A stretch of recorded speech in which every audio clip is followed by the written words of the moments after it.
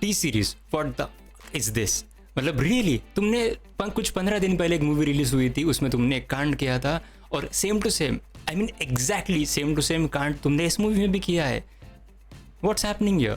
I mean this is something really we should talk about, but video के end में, क्योंकि वो spoilers में हो जाएगा. लेकिन anyways happy Diwali first of all. लेकिन अब बात करते हैं कि भूल भुलैया मूवी कैसी है. वन लाइन में अगर मैं बताऊँ तो it's not bad, it's not good, it's an all right movie. जहाँ पे मूवी ऑफ कोर्स हमें पता है कि एक हॉरर कॉमेडी मूवी है, लेकिन इसका कॉमेडी एकदम हु बेहू कट कॉपी पेस्ट हमें जो भूल भुलैया 2 में देखने को मिला था उसके जैसा ही है.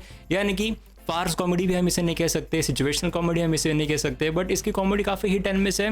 एंड आई नो कि comedy is in general hit and miss itself. Experience भी लिया आज ही थिएटर में बैठे बैठे, लेकिन ओवरऑल आई वुड से कि इसकी कॉमेडी काफ़ी ज़्यादा हिट एंड मिस है और समटाइम्स बहुत ही ज़्यादा ऑफ शूट चली जाती है, काफ़ी लंबे समय तक चलने लगती है, एग्जैक्टली भूल भुलैया 2 की तरह ही. और जो मुझे कई मोमेंट पे बस इट टू मच लगा. लेकिन एनीवेज मैं मेरे दोस्तों के साथ गया था मूवी देखने को और एक दोस्त तो ऑलमोस्ट उठ के चले जाने की बात कर रहा था, वो भी इंटरवल के पहले ही, क्योंकि इंटरवल के पहले उसका स्क्रीन प्ले इतना भयंकर डिप होता है.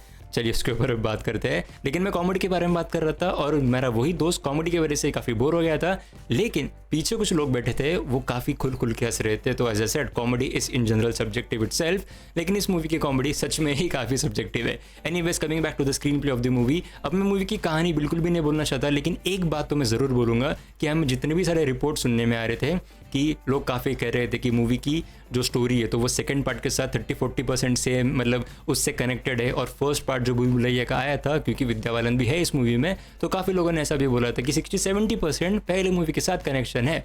इनफैक्ट मैंने भी इस चीज़ को कवर किया था पहले, लेकिन आई हैव टू से कि सब चीज़ें झूठ थी, एब्सोल्युटली झूठ. एटलीस्ट मैं तुम्हें इतना बोल सकता हूँ, भले ही मैं आपको स्टोरी नहीं बताऊंगा, क्योंकि इस मूवी का क्लाइमैक्स जो है अच्छा था. मतलब basically it was surprising and it was may be बोल सकते हो कि काफ़ी बोल्ड भी था.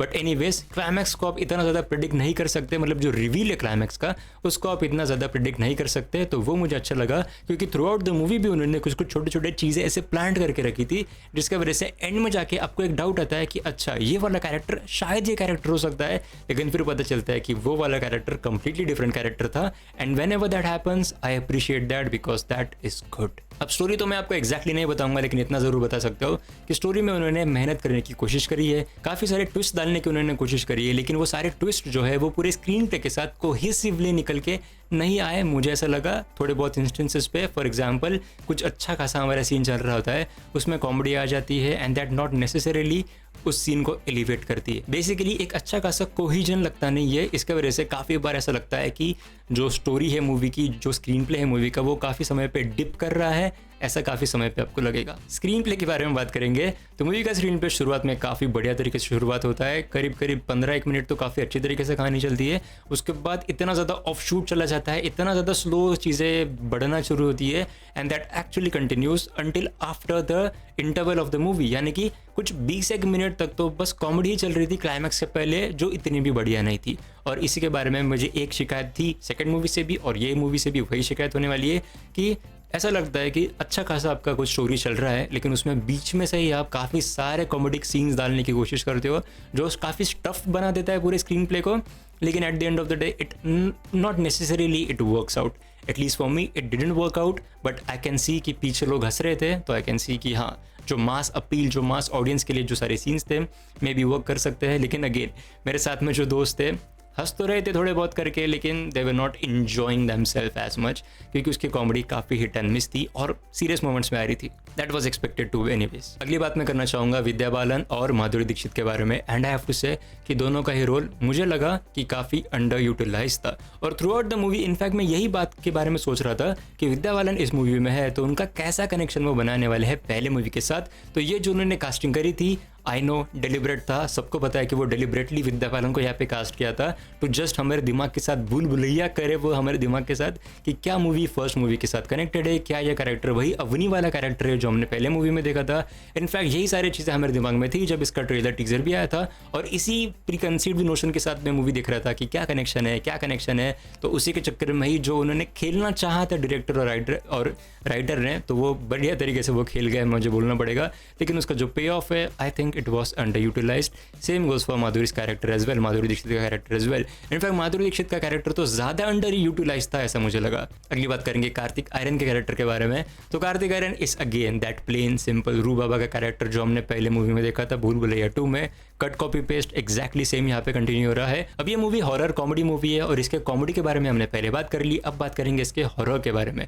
अब इसका हॉरर कॉमेडी ही था. आई थिंक ये चीज़ें हम एक्सपेक्ट भी करके जा रहे थे क्योंकि सेकंड मूवी में भी था कि एक काफ़ी हॉरर वाला सीन चल रहा है, उसमें आप छोटी सी कॉमेडी डाल दे रहे हो, कभी कभी हिट होती है, कभी कभी मिस हो जाती है. एग्जैक्टली सेम केस इस मूवी में भी है.